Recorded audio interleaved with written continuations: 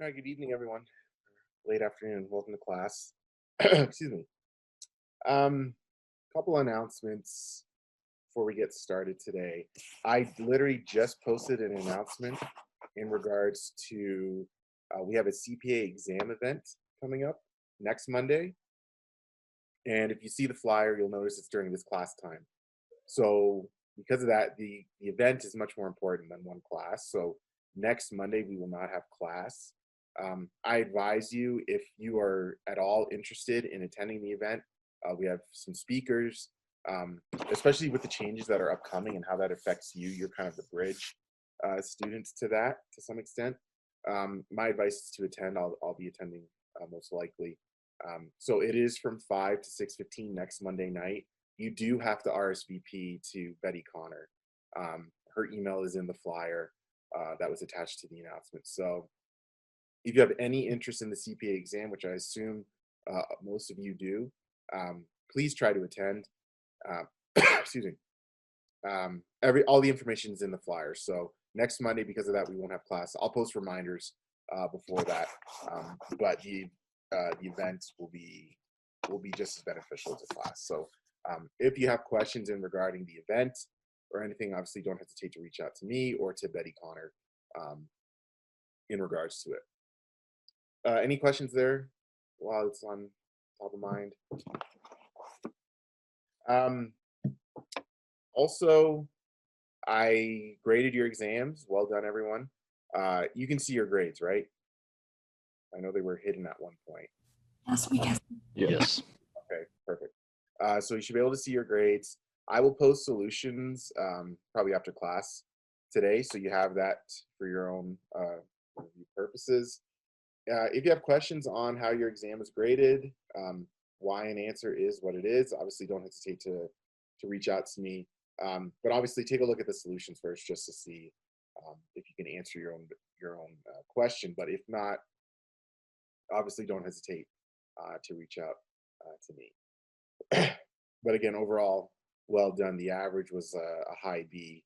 I think it was like 88% or something like that. So good job, everyone. Any questions, any comments before we get started today?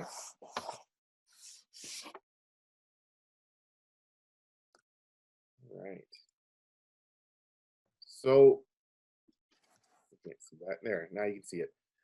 So we're gonna move on to chapter 9. I know I had mentioned that we would finish up chapter 8. I kind of want to move on, get out of C Corps and look at now the flow through entities. So chapter 9 here, we're talking about partnerships. So, just to put into context the remainder of the semester, I think we have 4 weeks of class time left, and your spring break is in addition to your spring break, which we obviously won't be meeting during that time.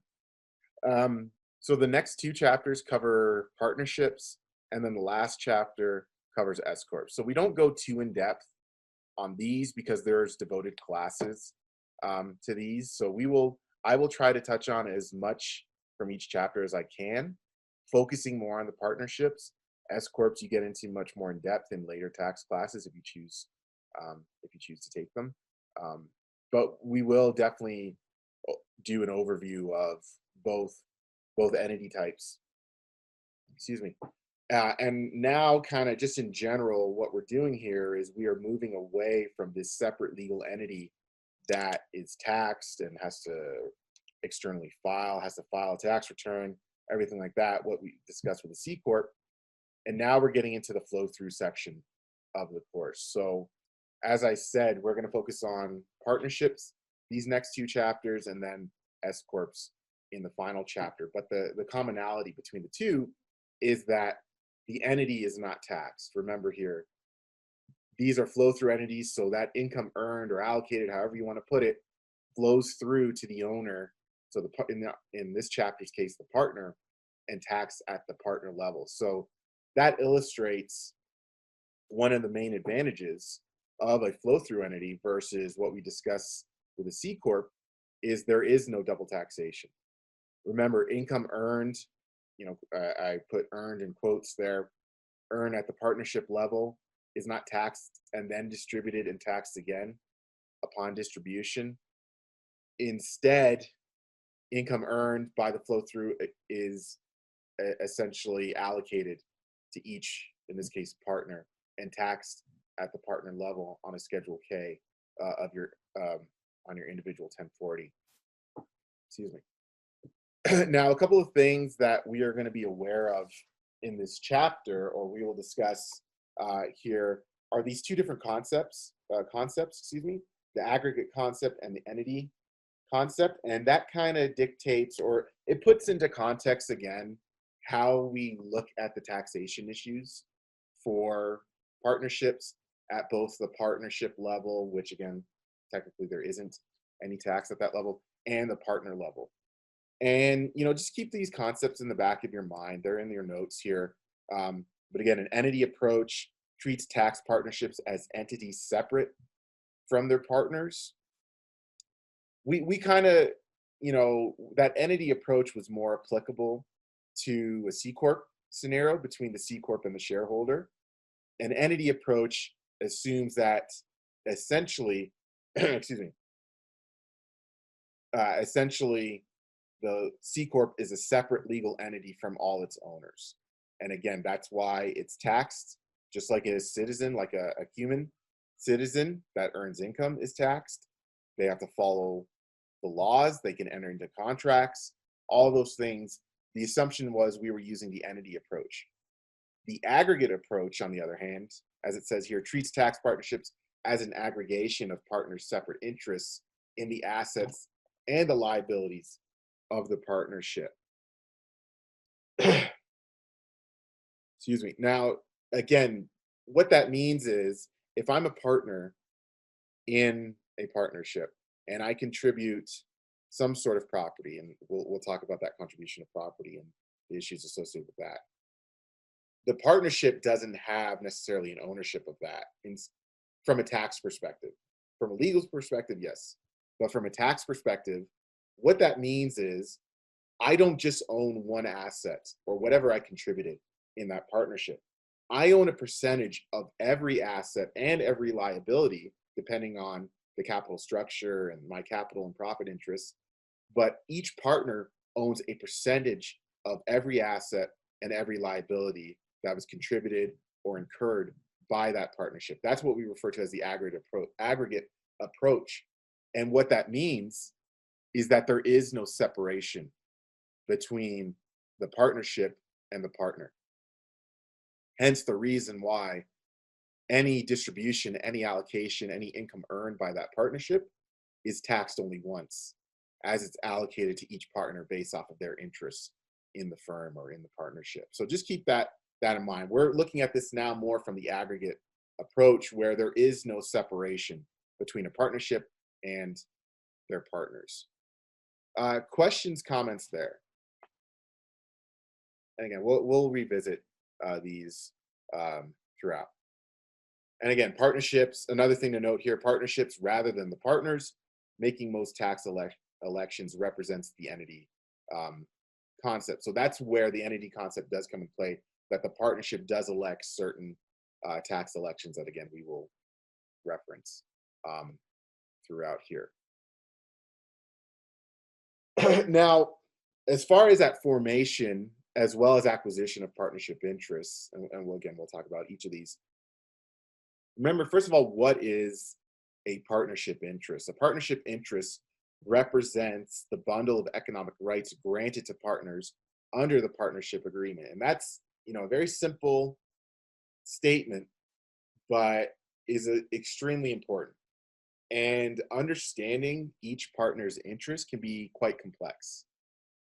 If you have a simple partnership, so you have at least two people, and they're a 50-50 owner, they contribute the same property or the same assets, they share the same level of capital and profit interests, that partnership agreement, that partnership dynamic is pretty simple. Everything that the partnership earns, it's 50-50. Everything they incur as far as liabilities and anything else, it's 50-50. It's equally shared. That's a simple partnership. Partnerships can get quite more complicated depending on that. Different partners can contribute different property, different assets. They can contribute services potentially.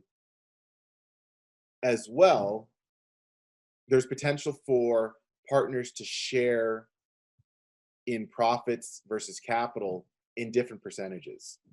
So maybe I share 50% of capital interest, but only 33% of profit interest. And we'll get into that throughout this chapter. Just imagine from an administrative standpoint. So step back and be the practitioner for a partnership and trying to keep all that information straight and really have an understanding of that from a tax advising standpoint. It can become very complicated. If anyone's worked in partnership tax, has seen a partnership agreement, I did a little bit of that when I was in public practice. You know, those partnership agreements can be several hundred pages long because of the amount of partners, because of what they're contributing and what they share in that partnership as far as the profit and capital interests of each partner can differ, as well as there's many, you know, things that can be specified for certain partners as far as not only what they share as far as allocation of income, as well as maybe dissolution of their partnership interest or the process associated with that. So it can become quite complex. But in its essence, a partnership interest, it's just what does a partner have an economic right to? Well, how do they share in the interest? How do they share in income and liabilities and sorts of things? So just keep that in mind. Excuse me. As I said, the just to elaborate further, these rights include the right to receive a share of the partnership assets. If the partnership were to liquidate, that is referred to the capital interest, and the right or obligation to receive a share of future profits or future losses, which is that profit interest. So again, it doesn't necessarily have to be the same percentage, and we will kind of elaborate on that as we go about. Excuse me. And again, one more thing to clarify there. That distinction is important as far as what is my capital interest versus what is my profit interest, because depending on what the interest is, can dictate different tax rules as far as how it's reported, how it's evaluated, how it's taxed, essentially, depending on if it's liquidation or excuse me, how it's liquidated, how they share in those different interests. So just keep that in mind as well. Partners, and as I said before, partners who contribute services instead of property frequently receive only profit interests. In essence, that agreement is almost like an employee, but instead of taking compensation, we take ownership and of profits. So we'll see that a little bit. We're not going to spend too much time on that. I want to focus on contribution of property, but before that, any questions?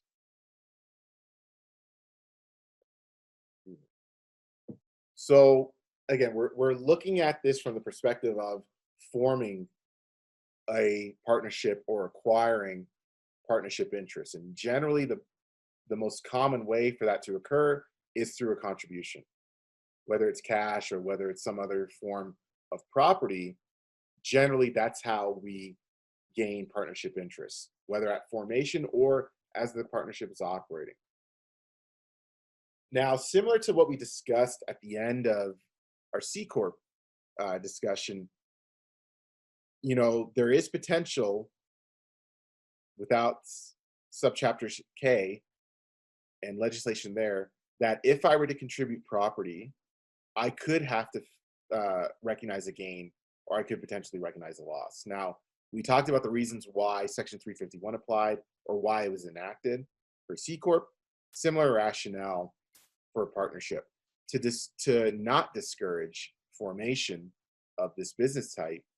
Generally speaking, depending on the type of property that's contributed, those realized gains and losses can be deferred for tax purposes. And as we said, there's similar rationale for when a corp is formed.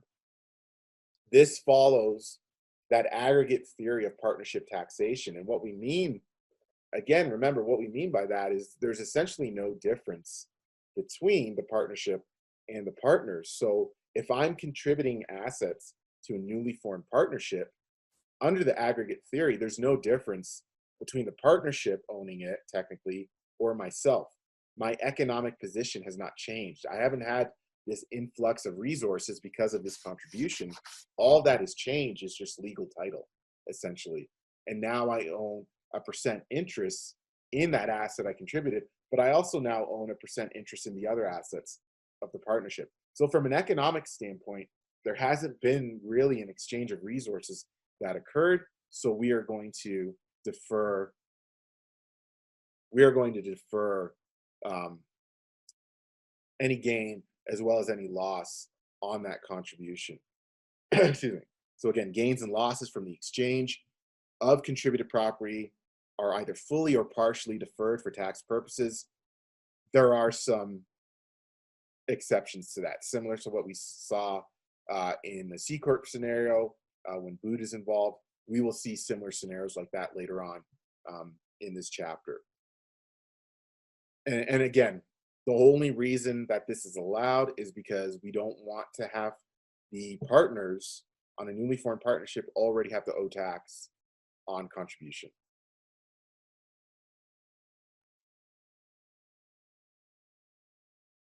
And similar definition for property, a wide variety of both tangible and intangible assets, but again, not services. So keep that in mind there.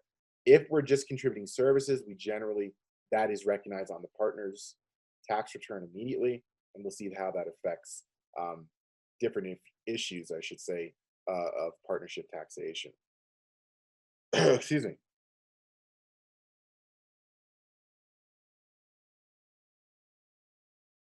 We'll get into basis here right now, I guess.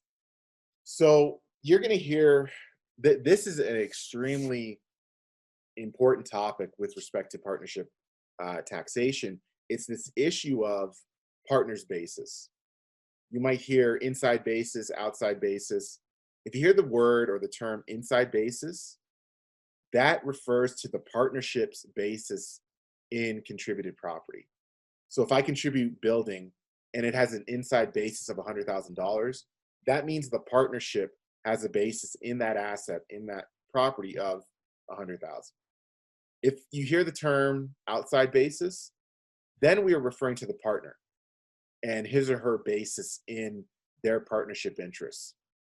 And the reason, obviously, we have to keep track of that, it's for taxation purposes, it's for potential gain or loss on disposition of that partnership interest. And there's different items that can affect that basis, items yearly that can make it go up or down, essentially. But that is tracked. So again, from a practitioner standpoint, that information is tracked for every partner.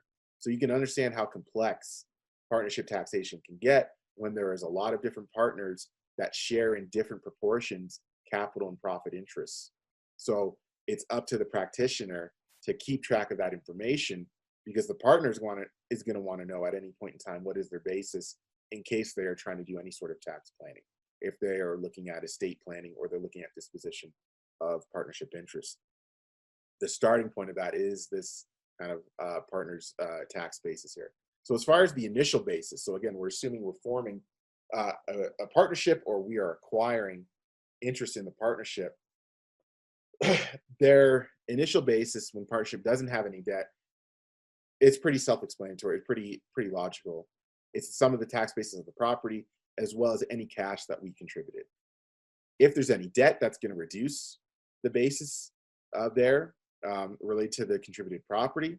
But generally speaking, assuming we don't have any debt, let's assume that at first, that initial basis is the contributed property's tax basis before contribution, as well as, again, any cash that was contributed.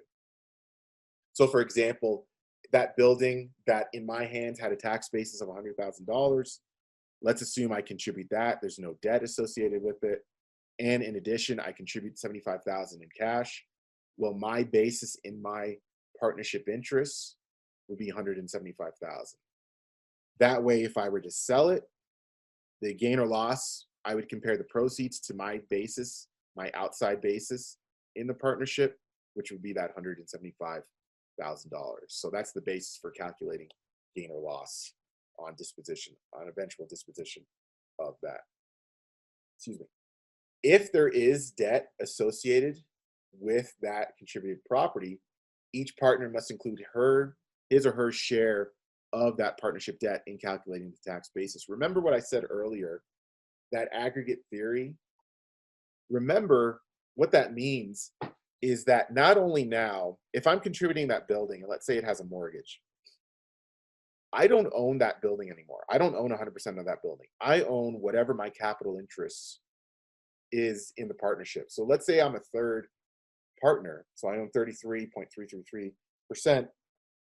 I own one third of that building. So one third of that is going to be added to my basis. But I'm also on the hook for one third essentially of the debt associated with that building, assuming there is any. So that reduces my basis in the partnership. But it's based on the proportion. And again, it can depend on whether it's dictated by capital interest, profit interest, or any other sort of specification um, related to that interest there. But again, each partner must include his or her share of the partnership's debt in calculating tax basis, and the outside basis of the partner contributing property must also reflect partner's debt relief and any gain recognized from debt relief. So similar to what we discussed back in chapter 8, and we'll go through this as far as if there's any debt relief, does that constitute boot? And if so, does that change the calculus as far as gain realized versus gain recognized? Excuse me. Questions, comments?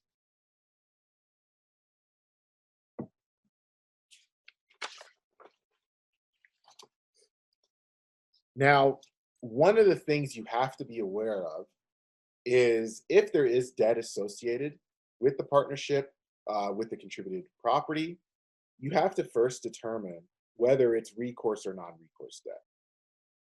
So as the name implies, recourse debt means that the creditor has recourse in case the partnership or the partners default on that debt. It's usually tied to some sort of asset, whether tangible or intangible. So that means if there is recourse debt associated with that debt, and the payor or the payee, I should say, defaults, generally that physical asset or that intangible asset is repossessed. That's what we refer to as recourse debt. Recourse debt, non-recourse debt means there's nothing tied to that debt as far as it's not secured by any sort of real property, as it says here. If that's the case, that's going to dictate some certain things. Again, recourse debts are those for which partners have economic risk of loss. That is, they may have to legally satisfy the debt with their own funds. Excuse me. An example, the unsecured debts of general partnerships, such as payables, are recourse debt because general partners are legally responsible for the debts of the partnership. And this is in the notes that I posted for this module, so don't feel like you have to type everything out or write everything down here. Non-recourse debt, again, non-recourse debts don't provide creditors that same level of legal recourse. Excuse me. Partners are generally responsible, because partners are responsible for repaying non-recourse debts only to the extent the partnership generates sufficient profits. Such debts are generally allocated based off of profit sharing there. So non-recourse debt means the creditors have no recourse to claim anything above and beyond what the partnership has as far as liquid assets or anything like that. Oh, excuse me there. The fundamental difference between the two types of debt lies in the legal responsibility. So just keep that in mind, and we will circle back to this issue as far as how do we allocate partnership debt. I think we'll do more application work next class. Another thing, and you can see this example, this is in your textbook as well. So as far as the allocation method with respect to recourse debt, it's allocated to the partners with ultimate responsibility for paying the debt. So it might just be one partner. So in that case, that debt isn't allocated based off of capital interest, whereas the non-recourse, or profit interest, I should say, non-recourse debt is in fact, because there is no one single partner that is essentially on the hook for that non-recourse debt. And again, that's going to affect the basis. If I'm responsible for recourse debt, that's going to affect my basis, versus if we only have non-recourse debt, then my basis is going to be affected by my proportion or my profit interest share in the partnership. Excuse me there. Now, another thing you have to consider upon creation or formation of a partnership is the carrying period or the holding period of that property that has been contributed. You see your contributing partner's holding period in a partnership interest depends on the type of property contributed.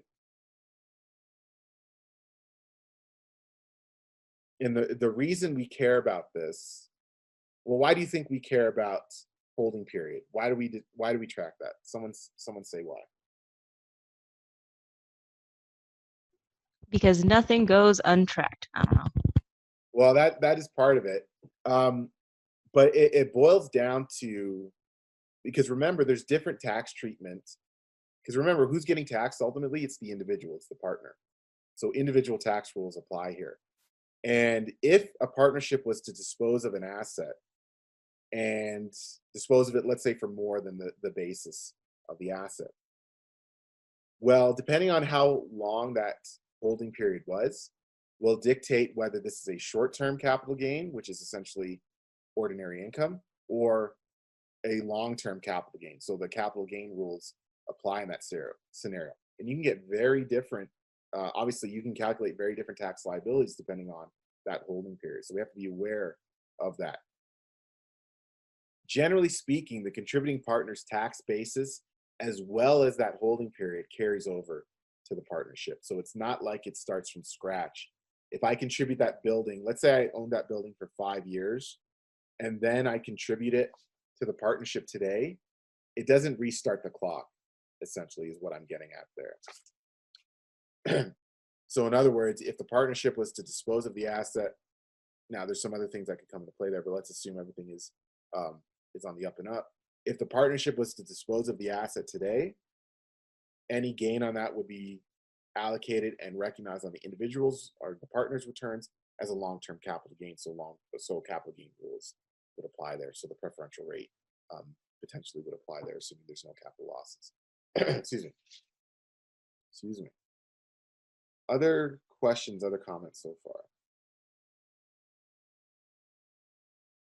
Now, not only does holding period dictate whether that is a long-term or short-term capital gain, but it also depends on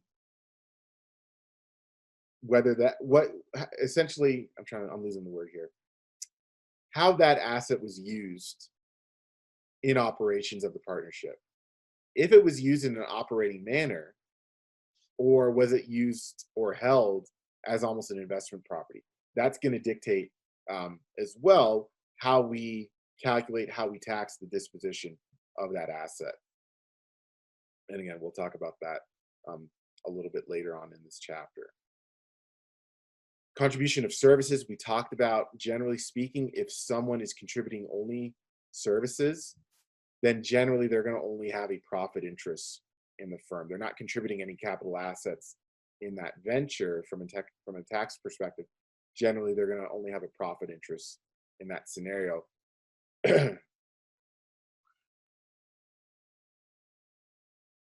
we'll talk about this a little bit later. We will circle back to that.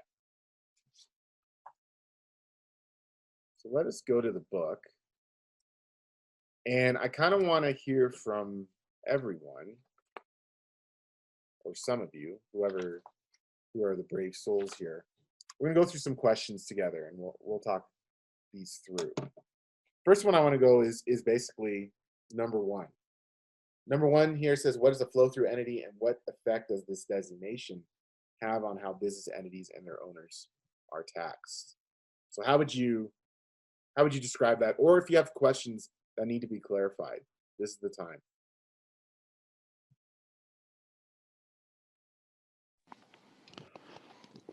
So a flow-through entity creates a Schedule K1 for the members, partners, however Yep. And then they are eligible maybe for QBID. Can you say that last part? I couldn't hear that. Maybe they're out, the individuals are eligible for QBID. Yeah, that's potentially the case. And again, your first point was more generally what I was looking for. Creates a Schedule K that individuals report. Remember, flow-through entities are entities, they are not taxed. at that level. And again, that's one of the main benefits, is that elimination of double taxation.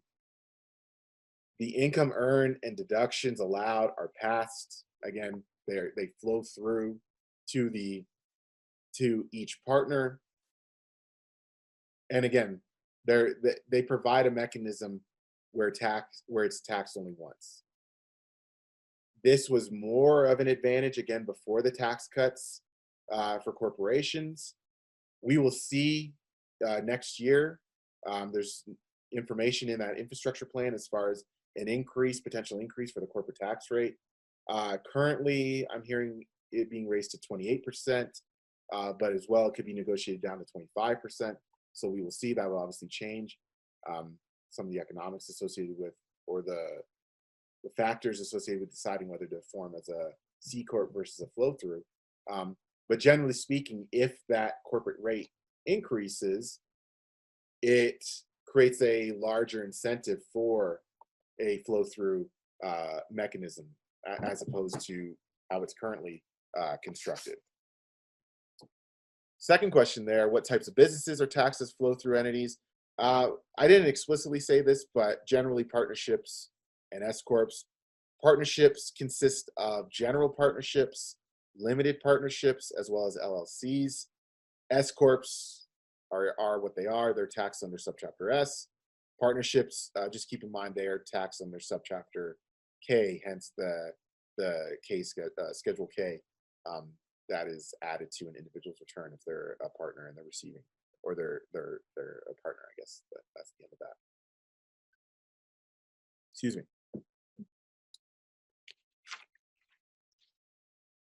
Number 5 says, what is the rationale for requiring partners to defer most gains and all losses when they contribute property to a partnership? Again, same rationale we discussed with Section 351.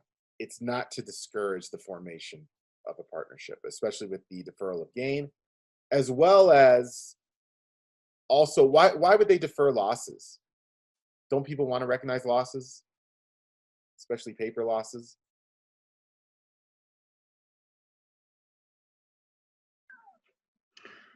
Isn't it the same idea that you talked about with corporations, that if they were allowed to defer losses, then they'd be incorporating every day of the week, right?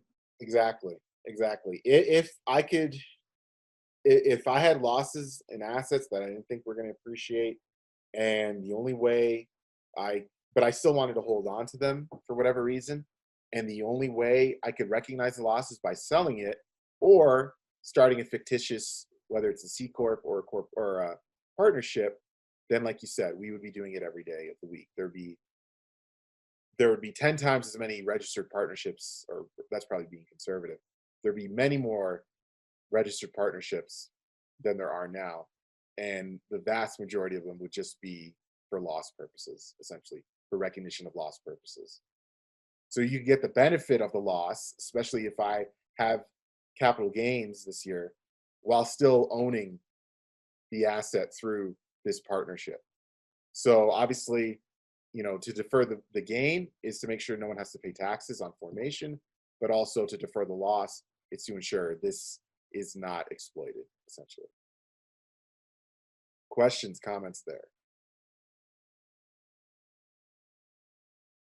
Number 7, what is inside basis and outside basis, and why are they relevant for taxing partnerships and partners? Again, inside basis, that's related to the partnership.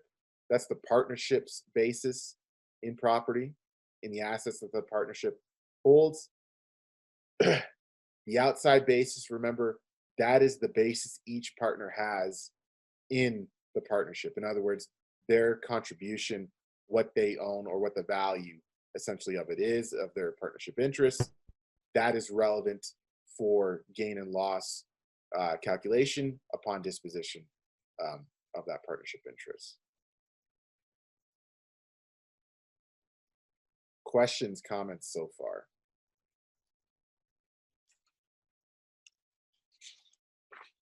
Omar, would there be a difference? I had a question. Yeah, go ahead, Steve. Is there a difference between the a partner's outside basis versus what the partner's tax basis is? No. So the partner's outside basis is their tax basis in that partnership. And Okay. that's just, it's, you know, so you might hear me use different nomenclature, but their outside basis is their tax basis. Mm. I see. And so the only difference between inside and outside is the fact that one is for that specific partner and then the other is just the entity as a whole. Yes, the entities. So the inside basis is the partnership's basis in the assets of the partnership. Mm-hmm. And then the outside basis relates to each partner. So Sam, if you and I were partners in a company, we could have different outside bases depending on what we each contributed and what percent of capital and profit interest we have. But the partnership would have, there'd be one partnership, so there'd be one inside basis for each asset that's contributed to the partnership, or that's held by the partnership. I see. Thank you. So yeah, that might take some time just to keep straight. Let us look at a couple problems, and then that would probably be it for the day. So everyone can see the screen here, hopefully. Problem 37 here. So it says Joseph contributed $22,000 in cash and equipment with a tax basis of $5,000 and a fair value of $11,000 to Berry Hill Partnership in exchange for a partnership interest. What is Joseph's tax basis in his partnership interest? So I could have worded this, or I didn't write the book, but I could word this differently, just saying what is the outside basis, what is the inside basis. The outside basis would be what is the partner's basis in the partnership. The inside basis would be what is Berry Hill's basis in the contributed asset, in this case, the equipment. So for part A, Joseph's basis is the tax basis in any property contributed plus any cash contributed less any debt, but there's no debt here. So Joseph's tax basis in the partnership interest, so his outside basis would be the $22,000 in cash plus the $5,000 tax basis in equipment, so $27,000. Excuse me. Questions, comments there?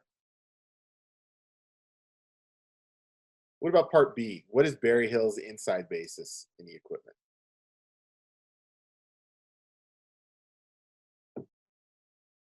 You have two choices, 5,000 or 11,000. Which one is it?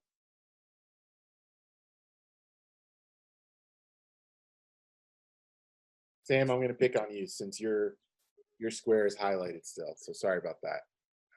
What do you think, 5,000 or 11,000? So you said inside basis, yeah? Yep. So the partnership's basis in the equipment, is it 5 or 11? I would say 11 because it would be, I don't, this is kind of hard to kind of work. That's the point. Work through in my head. Yeah. I'm thinking 11 because it's inside basis, as you explained, is the partnership's interest in a specific asset. And so I'm gonna go with 11. All right. Everyone use the raise your hand function if you think it's 11. So Sam, I'm going to assume your hand is up. Yeah. Or clapping. That's fine too, Amanda.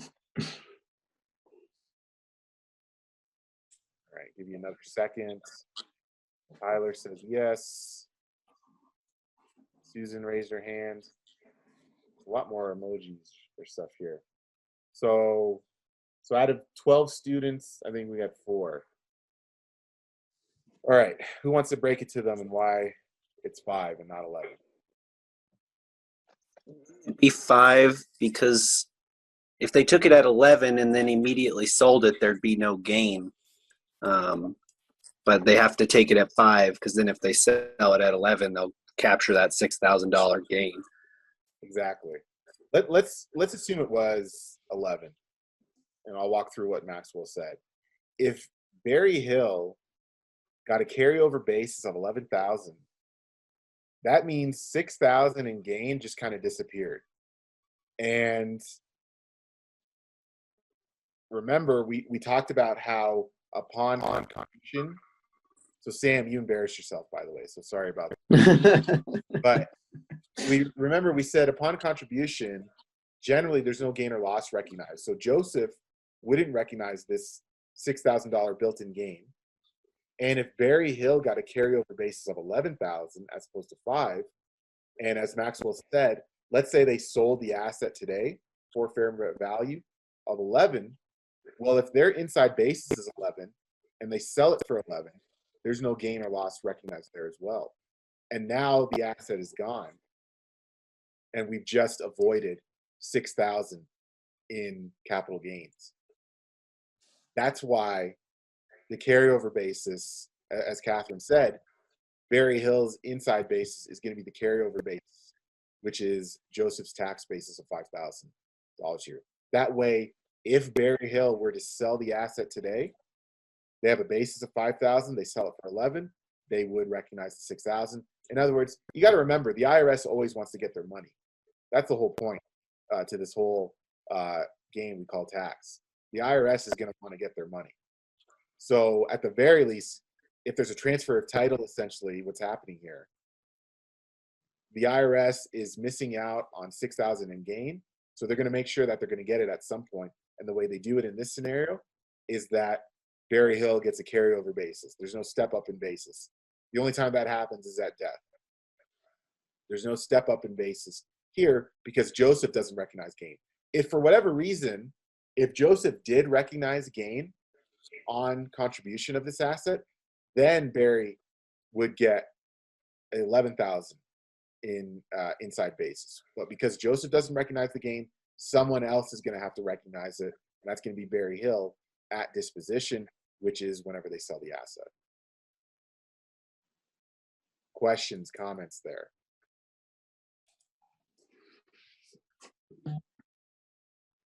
We're good. All right. Let's look at 38. So Lance contributed investment property worth $500,000, purchased 3 years ago for $200,000 cash, to Cloud Peak LLC in exchange for an 85% profits and capital interest in the LLC. Cloud Peak owes $300,000 to its suppliers, but has no other debts. So what is Lance's outside basis? What is Lance holding period in his interest? What is Cloud Peak's inside basis? What is Cloud Peak's holding period? Take a few minutes, just try and figure that out. Just jot down some points. Take a few minutes, try that out, and then we will take it up together. All right. You didn't finish it again.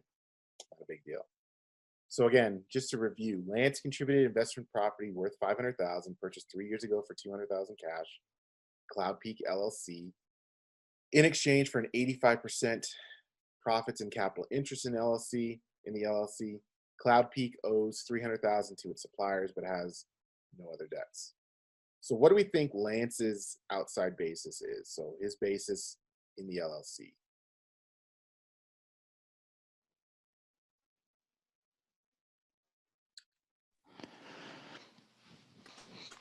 $200,000.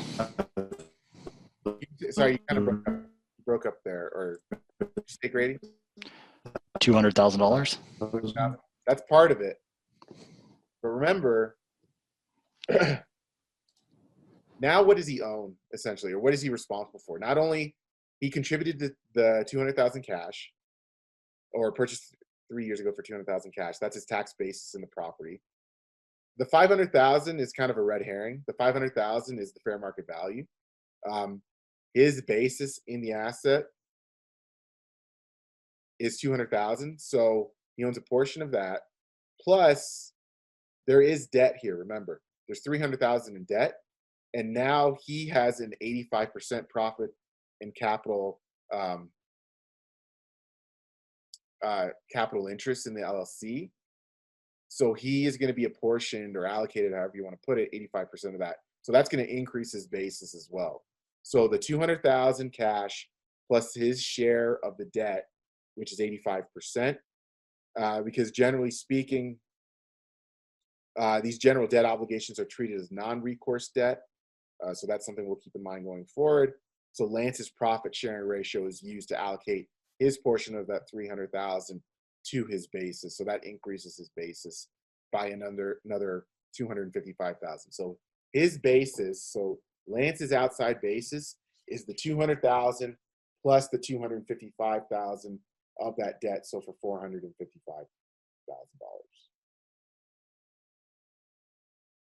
What's his holding period? Holding period in his interest?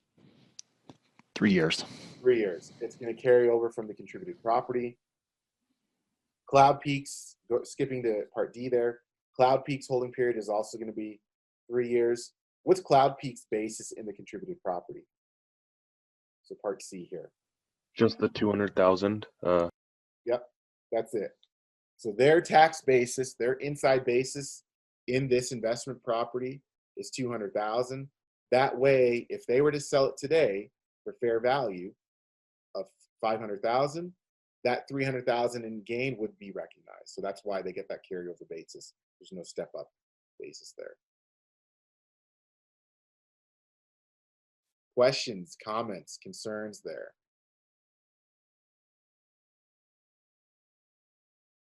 All right. Let us stop there for today. We will continue on next class. So a reminder, I'm going to stop recording.